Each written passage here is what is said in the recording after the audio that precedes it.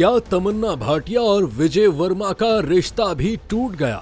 भारतीय स्टार जोड़ी तमन्ना भाटिया और विजय वर्मा की शदीद मोहब्बत के बाद अब ब्रेकअप की अफवाहों ने जोर पकड़ लिया। अदाकारा तमन्ना भाटिया और विजय वर्मा गुज़िश्ता चंद सालों से एक खूबसूरत जोड़े के तौर पर जाने जाते थे।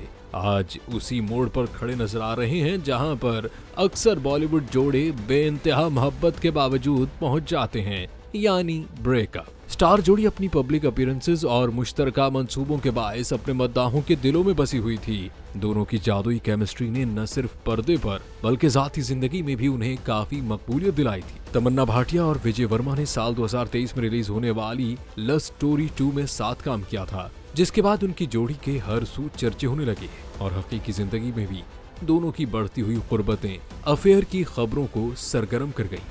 भारतीय मीडिया रिपोर्ट्स के मुताबिक तमन्ना और विजय वर्मा चंद हफ्ते कबल ही अपने ताल्लुकात का खात्मा कर चुके हैं और अब दोनों ने photo and video sharing app Instagram पर से भी एक दूसरे के साथ शेयर की गई तस्वीर डिलीट कर दी हैं।